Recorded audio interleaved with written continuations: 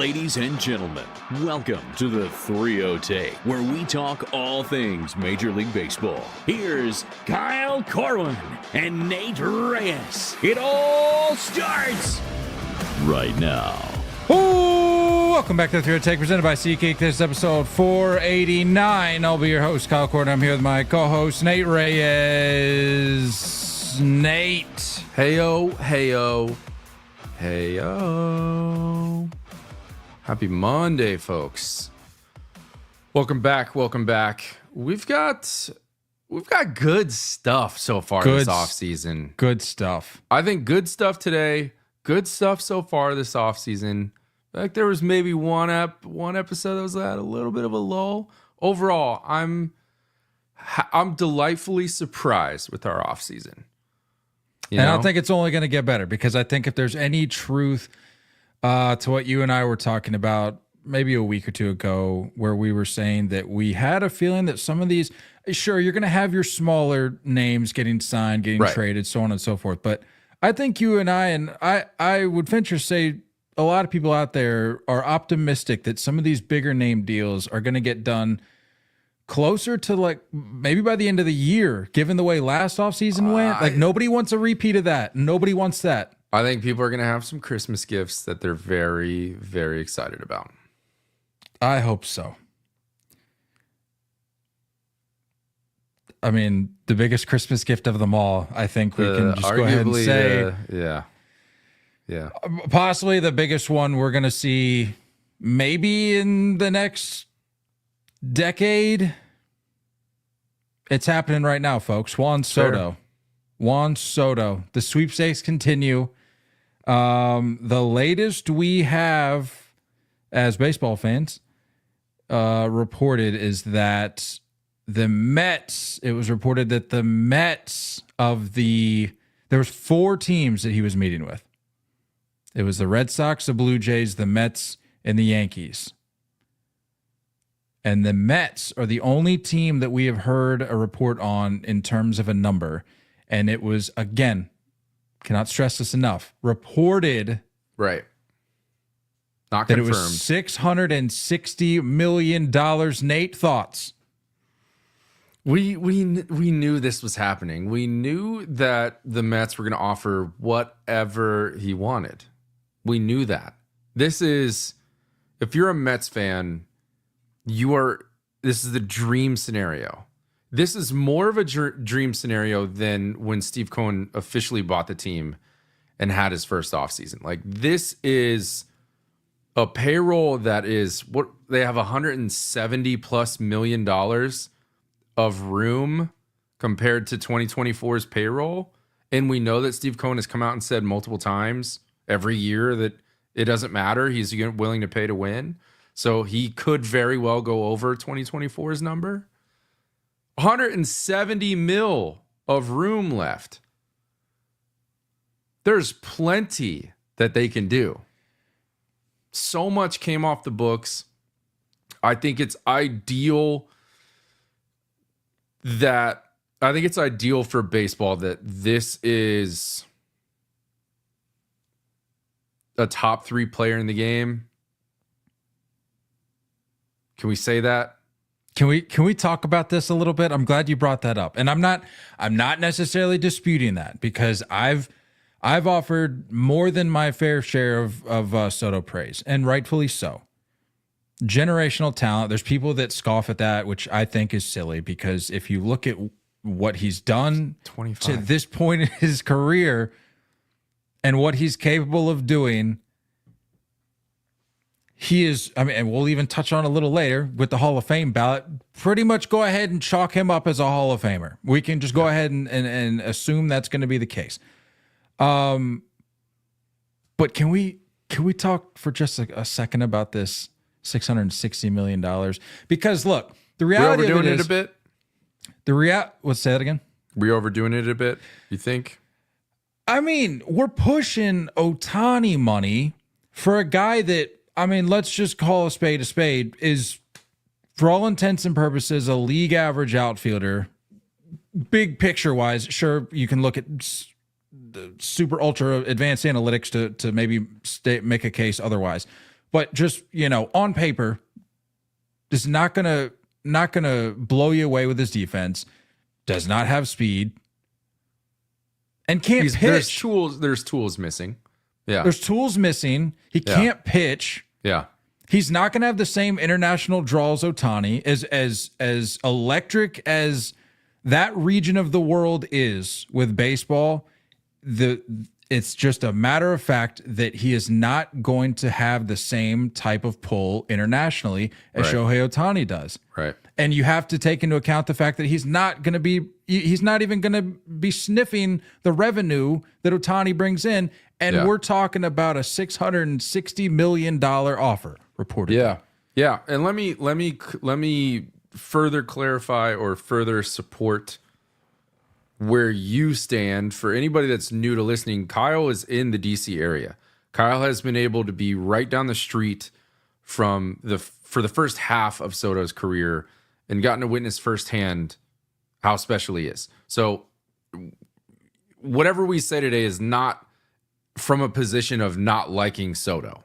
I think you and I are very much in the Soto camp. I just said I think he's a top 3 player in the game. So anyway, and I would agree. Moving forward, I agree, dude. I agree. I think we got to assume at the very least this is a 12-year deal. Whatever he gets is a 12-year deal. At the very, very least. Probably 13 or 14 years. And I'd say at least half of those years are going to be spent as a full-time DH. Yeah. When you I hadn't talk even about really considered that, yeah. Defensively, DC is a big outfield. San Diego and Yankee Stadium are very much some of the smallest right fields you can play. And it was still average at best to below average. Citi Field is a big outfield. Wow, we're just making hints at later topics all throughout this thing in the early going, aren't we? We kind of are. Just talking foreshadowing about big outfields a little bit later. It's a big right field. It's a big right field. Now, are they willing to make changes? Probably. They have before. Do they make adjustments and say, let's make this more of a hitter-friendly side for our brand new lefty that we're getting? Like, maybe. I don't know. But either way, defensively, that's a big outfield to manhandle. And I think he's going to be a full-time DH. And say what to you clarify, will, you're saying back end. I would say post 30 years old at the very latest, I think he's going to be a full-time DH.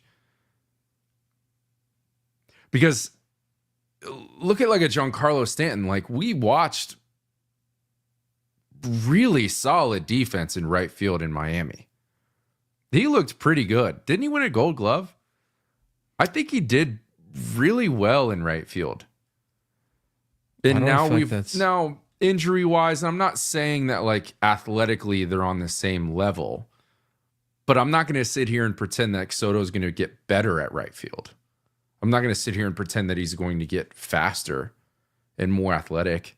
I'm not going to pretend that the arm is going to get stronger. You know what I mean? So that's something to consider when you talk about plugging up a DH in a game where I think it's trended more towards DH being used as a half day off, or, not having a full-time DH has created some flexibility with a lot of lineups. So it is an interesting argument. I do feel you there. But again, just going back to the Mets and their position right now, there's never a better time. I can't remember in my lifetime a better time for the Mets to push all chips to the middle of the table.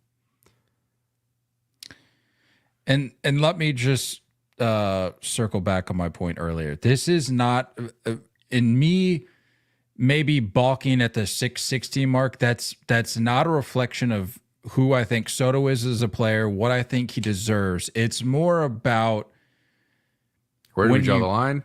Well, yeah, like when you compare, and I know it's we're not talking about Ohtani here, but given that deal basically just happened. Like we're not even a year removed from that being from that going down. Sure, but even then it's deferred, so it's like I don't know if we're. No, I understand. If this is worse. Yeah, that's another element to this whole thing because you just know.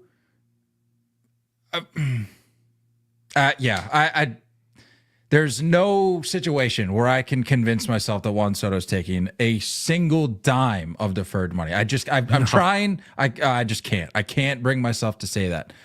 But at the end of the day, though, because this report is coming from the direction of the Mets, it's quite possible that Cohen doesn't necessarily view Soto as a player worth that much. Maybe he's looking at the numbers and saying, we're talking revenue here. He's not bringing in Ohtani revenue, but let's just blow everybody else out of the water so it's not even a choice that he has to make. If that's the case, then so be it. But if we're going to get into this bidding war because we actually and when I say we, I'm talking about these teams that are reportedly in the mix. Again, Mets, Red Sox, Yankees, Blue Jays. Throw the Dodgers in there, the Blue Jays. Mm-hmm. If we're going to start getting into this bidding war because we think that like you're going to get a similar return, I would just caution you to maybe look yourself in the mirror and say, again, going back to a point we made just an episode or two ago, is like if it gets much higher than that, maybe think about how else you could allocate that money because that is a lot of money. Yeah, I get it. And do I want Juan Soto? Yes, that's right. That's what ultimately I'm saying. That's the takeaway. We've had this conversation a few episodes ago where you'd be crazy to say out loud that you would rather go a different direction. But the truth is, if we did the 660 over 14 years, it's a little over $47 million a year. Now, again, more to the reason as to why the Mets, everything is turning up Mets right now. All the payroll that just came off the books, the vibes of how well 2024 went, him already being in New York and kind of feeling that out, it's all there. But it can't be that easy, right? There's room for it. We just By the way, just for frame of reference, I forget and I want to just look it up and read it out loud because it's still insane when you see it. Shohei gets the deferred money is 10 years of $68 million a year starting in 2034. So just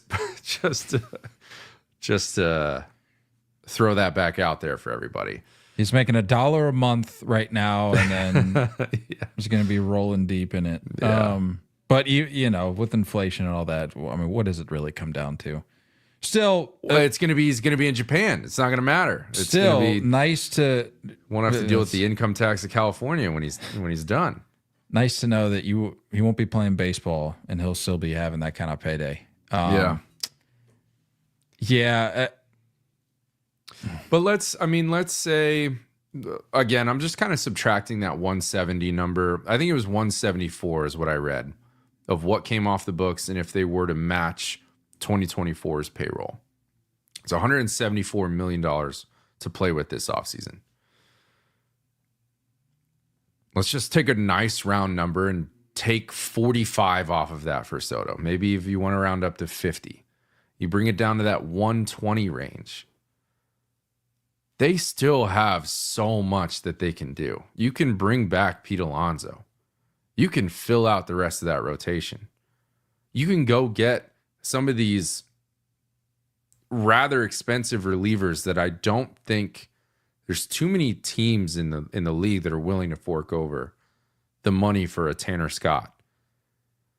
You can go get them. You can do a lot with this.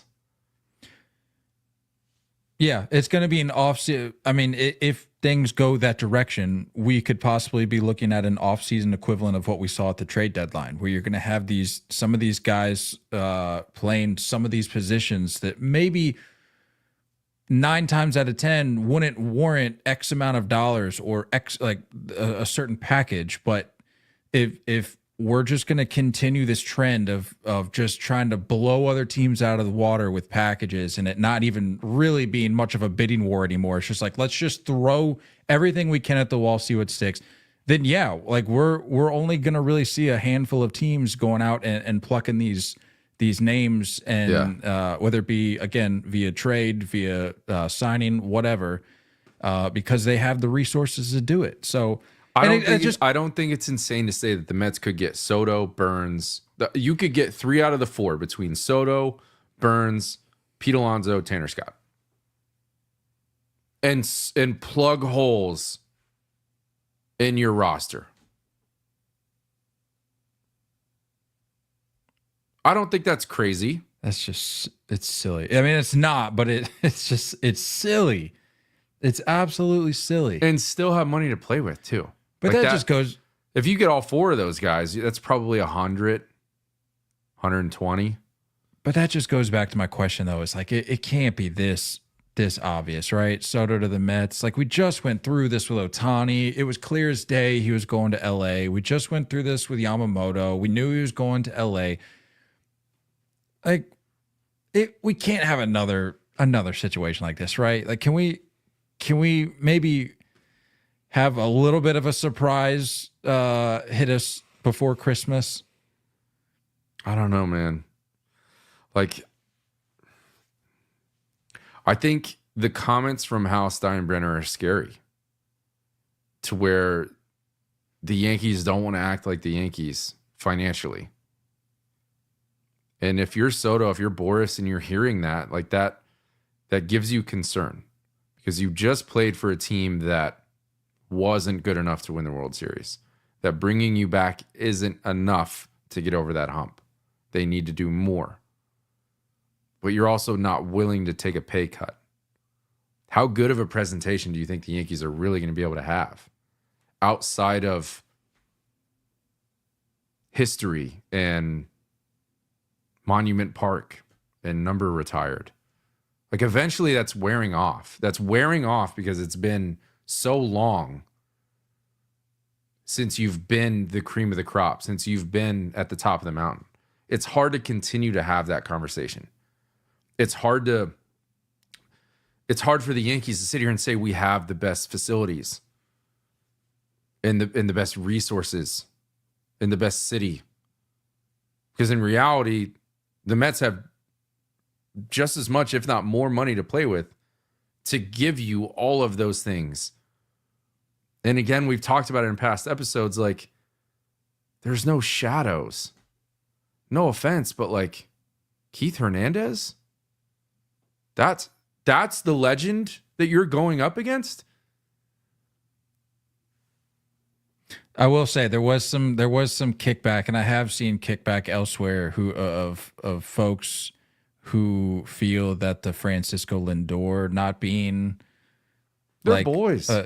Yeah, no, for sure. But there are folks that are hesitant to agree with the sentiment that Juan Soto going to the Mets would equate or would equal it being his team, because you have Francisco Lindor there. And for the record, I'm with you. It may be a few years. It may be a few years, but Yeah. How old is Lindor? Not 25. Is Lindor a surefire Hall of Famer? Probably not. He may get in. He'll end up there. But like, is he a generational No. record breaking in multiple category type offensive player? No. So that argument is recency bias of 2024. If we go back to May of this year and further back, like, none of these fans are talking this way about Lindor. So you're telling me 3/4 of a season has suddenly made the Mets Lindor's team? This is move over. I'm sorry. Juan Soto will be the guy when he's there. He will be the guy. There will be, if he does what he is supposed to do, and he's there for the length of this contract, he will have a statue outside of that stadium, and he will be the Met. Move over David Wright. Move over Keith Hernandez. This will be the guy. Tell me I'm wrong. If you're in the chat and you genuinely are going to sit there and tell me that 3/4 of a solid top 5 MVP voting season out of Lindor means that it's his franchise, it's ridiculous. Well, yes and no. Like, I think it's more than just 2024 that you have to take into account. And I know that, like, I think he's kind of been somewhat of a letdown outside of this year. I'm leaving that. I'm gonna leave you to defend that elsewhere, whether it be in the chat, in the comments, or so on and so forth. But I have no interest in opening that can of worms. But speaking of a shortstop, let's switch gears here. Willy Adames. Market's heating up a little bit. I saw recently, either today or yesterday, that the Astros are reportedly becoming more serious in their pursuit, possibly. Do you buy that? No, not pursuit. I'll say interest. Do you buy that? No. Guy's I don't never buy it played. either. Guy's never played third base in his life. I don't buy it. I think it's to bring the price down on Bregman. Whatever the asking price for Bregman is, I think they're bringing it down, saying, oh, well, if you move on, we can go get somebody else. Yeah. If you're the Astros and you let Alex Bregman walk, there's probably a couple other options. And again, I'm no businessman. I'm no front office executive. But you would have to think that there's probably a couple other options that you would explore before slotting in a guy who, again, has never played third base in his life over at third base. Right. We talked about it last week. Alec Boehm is a possible option. If that Arenado, whole trade market is serious, Arenado, you go get Arenado. If I'm Willy Adames, I don't know if I'm at a point in my career, like, sure, I'm probably gonna say what needs to be said just to come across as a team player, and I'm sure he's a good dude, and I'm sure he would play third base if that's what if the team acquiring him told him he had to do. I'm sure he'd do it, but you got to think there's probably an element to his game where he's like, I'm fully capable of staying put where I'm at. I want to go to a team where I can be a shortstop and be myself. Especially coming off, I would say, his best year of his career. Oh, had a great year. Yeah. But yeah, the Houston, I just don't know. It just doesn't make sense. And to your point, yeah, coming off a great year, 32 bombs, 112 RBIs, 21 stolen bases, 794 RPS, 3.1 WAR. Solid.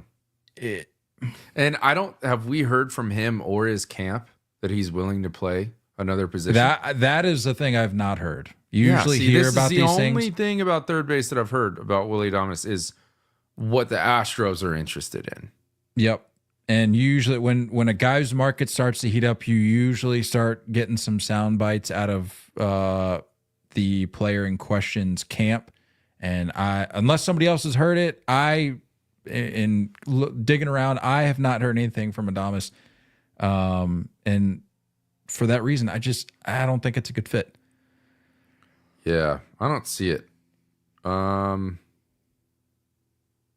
if you want to keep him at shortstop, what are you thinking?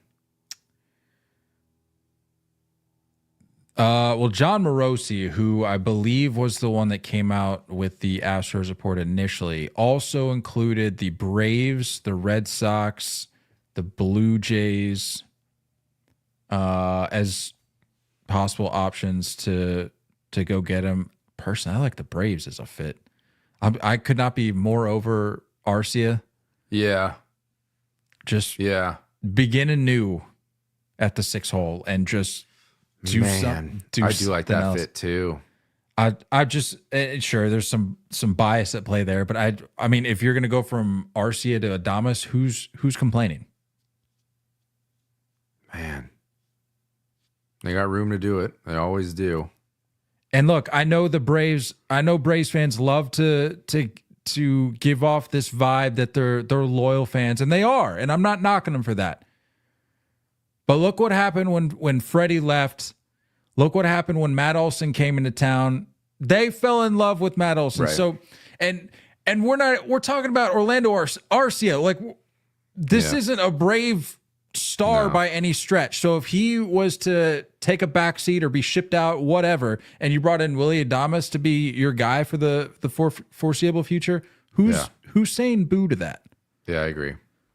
I do concur. Trying to think of like some surprise teams. Did I overhear? I don't know that they would ever be in the market. Did I overhear that the Pirates have officially moved O'Neal Cruz to the outfield? Did I see that somewhere correctly? After an abysmal. Let me confirm. Yep, center field. So Brian Reynolds moves to left full time. Did this happen over the summer? I barely remember this. I feel like they snuck it in like August. And start of September. So he wasn't out there for very long. But yeah, I guess he was out there. But I mean, at that point, the Pirates story I think had fizzled out. So I don't know how many eyeballs, admittedly, were on the Pirates. But that'd be neat. Neat. That's a good point, but it's always a matter of like, it's about money. Do you want to trade it within the or not trade, but do you want to work within the division? Yeah. Trying to think. Seattle is the JP Crawford story dried up. Is that all done? I wouldn't he might think even be so. a free agent, isn't he? I wouldn't. I'm not hanging on to that. No, I don't think he's a free agent. I'm not too interested. If I'm a Mariner fan, I think I'm all done there. I mean, sure.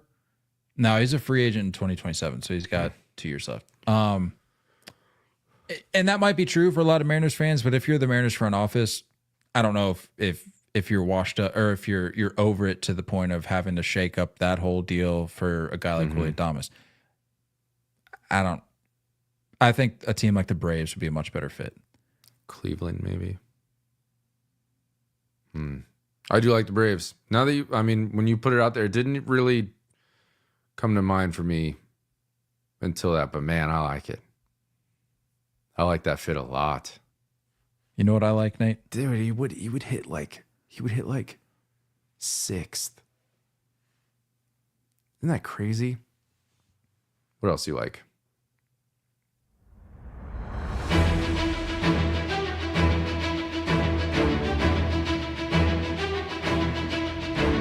I like Paul Skenes' rookie card being out there somewhere in the wild. And boy, when it gets found, can we talk about this haul that it's about to pull? The Pittsburgh Pirates. I know it's been a couple days at this point, but in case you haven't heard, which I don't know how you haven't at this point, because it seems like everybody's getting in on this. The Pittsburgh Pirates have offered, in exchange for someone finding Paul Skenes' debut patch autograph card, which, by the way, obviously one of one. The Pirates have offered 2 Pirate season tickets behind home plate for the next 30 years. What? 30 years. A meet and greet with Paul Skenes, 2 Paul Skenes autographed jerseys, a softball game for 30. They're really, really tapping into this 30 bit. Softball game for 30 at PNC Park with coaching from Pirates alumni, private tour of Pirates City, and is that Lecom Park, as well as other unique experiences. Not to mention, Livy Dunn got in on the action. She said, she tweeted out, "Let's raise the stakes. The person who finds the card can sit with me at a Pirates game in my suite." Seth Meyers, on top of that, said, You can join me. He said, if you let me see it, I just want to be able to look at it.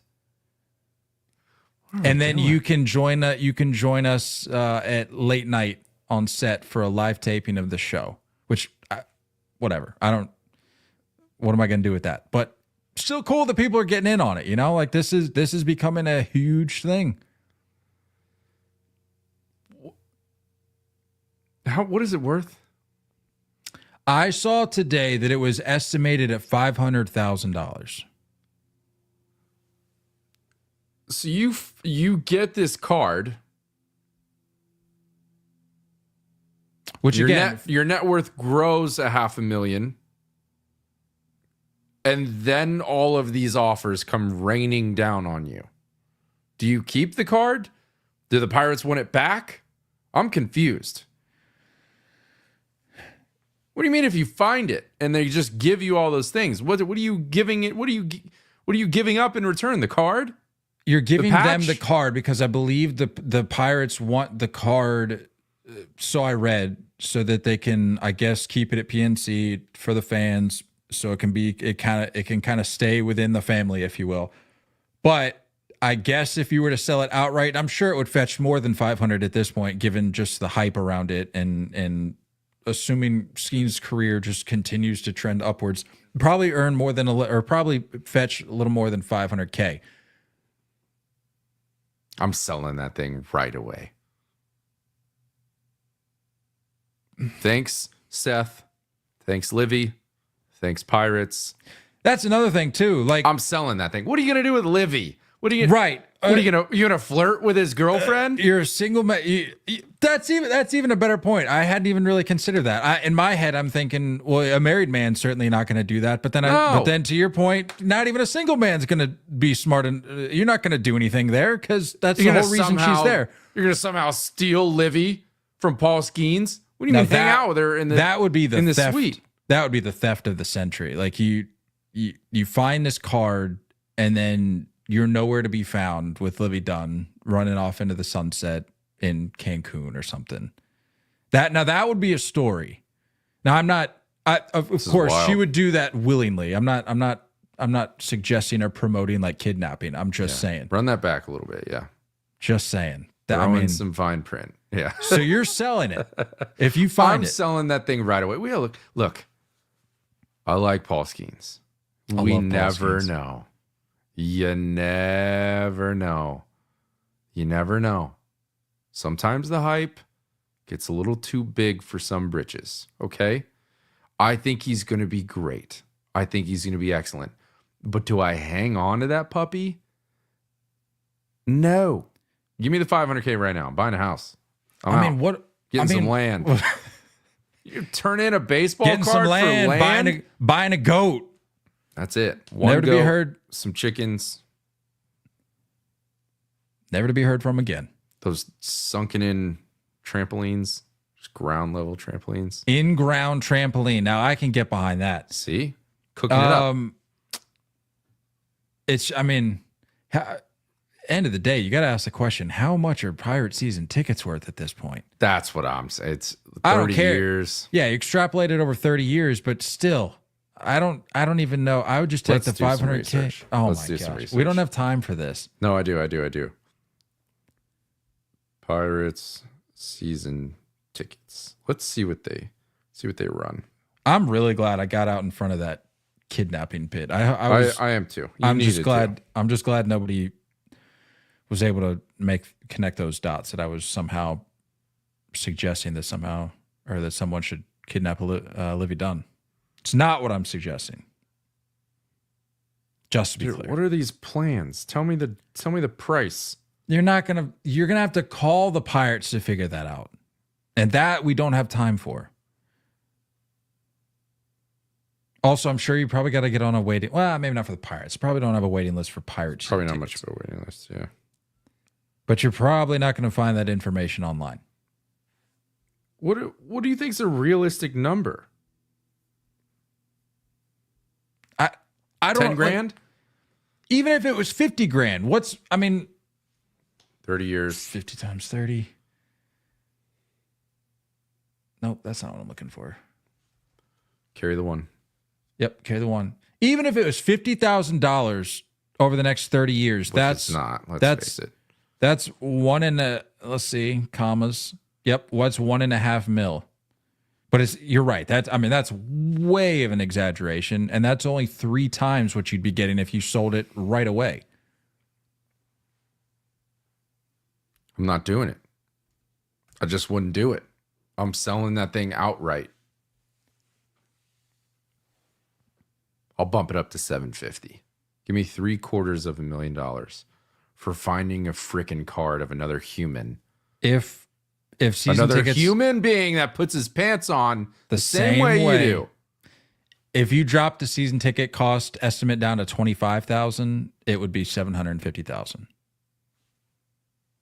Which I think $25K season tickets is still overshooting it. For sure. That's a very big estimate. Yeah. Selling that thing.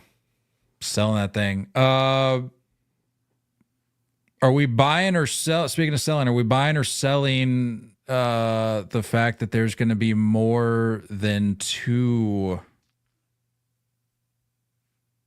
inductees in the Hall of Fame? Ballot just dropped today. You're putting the number at 2. Run me through some names. What do you got? Some first-time candidates that we've got. You've got Carlos Gonzalez, Curtis Granderson, Felix Hernandez, Adam Jones, Ian Kinsler, Russell Martin, Brian McCann, Dustin Pedroia, Hanley Ramirez, Fernando Rodney, CC Sabathia, Ichiro Suzuki, Troy Tulowitzki, and Ben Zobrist. I'm seeing Suzuki, Sabathia, and Hernandez is all like in the mix. Everybody else, thanks for coming out, at least this year. Yeah. And again, that's just for the first-time candidates. Obviously, you've got the guys that are returning, but I should have clarified when I asked over or more than 2 candidates. I should have said first-time candidates because again, you've got some returning members who borderline.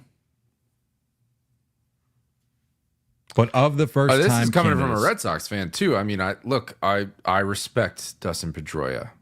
I have respect for that man. The way he played the game, big time respect. First ballot Hall of Famer. I don't think so.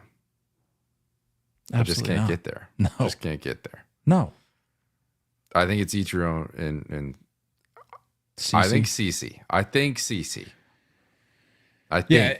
And by me including Felix into the mix, I'm not necessarily saying that. I think he's going to be in the first ballot because Felix? Is that what I said? You think Felix is going to be on it or CC? No, I think CC and Ichiro are the 2 of these first-time candidates. Yeah. But Felix, you look at the numbers, and I know WAR gets thrown around a lot, and people have different feelings about WAR, but I feel like it's a metric you can use when talking about the Hall of Fame. And specifically with these pitchers, if you look at his let me pull it up here. I had the tab up earlier. Where'd happened to it? If you pull up, here we go. If you pull up the WAR numbers for the WAR 7, which is your best 7 WAR seasons, again, do not have to be in a row. Felix Hernandez ranks 110th. 110th. Where's he ranking strikeouts? Johan Santana, 63rd, and is not in the Hall of Fame. Yeah. Yeah, I just don't see it. But numbers, I mean, look. Those milestone numbers are changing. You know, there's certain things that we look at as far as secured staples, you know, like I think 500 home runs is like the number. I think 3,000 strikeouts is the number. Just kind of like it's almost a shoe-in. I feel like those numbers are just slowly coming down a little bit. Oh yeah, the 3,000. I mean, that's not gonna happen again, really. May as well consider that a thing of the past. Yeah. I'm wondering where the shift is happening. You know what I mean? Like when are we going to start shifting our minds to lowering the standard qualifications? Speaking of shifting and lowering, let's talk about this Orioles left field wall. Baltimore, I can't really say lovingly was called because people hated it. Orioles have decided to do a little reversal there of the mile-long left field wall. I have mad respect for this. I'm not going to lie. I do too. This is big brownie points in the self-awareness box. Self-awareness. You behaved like an adult. There was clearly adults in the room. They said, you know what? We made hand up accountability from the Baltimore Orioles right there. They said we made a mistake and people hate it. So let's get back in the good graces. I like that. So the wall is still going to begin at the 333-foot mark. And it's going to move back at an angle to 373 feet. But what I'm reading lowered and what was reported is that the rest of the wall over to the bullpen area will be pulled in at varying distances between 9 and 20 feet. And it's dropping down in height. The height of the wall will no longer be 13 feet, but rather 8 in some areas and 6 feet 11 inches in others. Very good. Very good. Robbable. 13's not robbable. That's insane. Just taking action away. I like this. What's going to happen with that little cutout spot next to nothing? The bullpen. Just going to be empty? Nothing. So what's going to be cool actually is they are going to give, what's the guy's name? The Splash. What is that guy's name? Mr. Splash. They're giving Mr. Splash his own platform. Let me see if I can send you this picture. Yeah, I'm sending you this picture now. We're really just rewarding lunatics at this point. Like if you're crazy enough to just be the most loud and obnoxious fan you can be for a team, you get rewarded. Check out that platform. It's just going to be like a vacant area ultimately. Because I read they're not There's got to be like a cameraman hanging out on that, right? Possibly. Well, that's going to be for Mr. Splash. But then the space below it, I read that they're not adding seats. They're not making any additions in that regard, but that they're simply just bringing in and lowering the wall. Do something fun there. Do something fun. Put like a big bird fountain. Give me something. I like this though. I do. I really like these renderings that I'm looking at. I like the weird cutouts and the angles. Huge fan. I love the idea of a ball just getting caught in that corner and the left fielder just panicking because it rolls up the wall. And we got some inside the park home runs that we could see. I'm all about those angles. I like it. Mad respect. Job well done.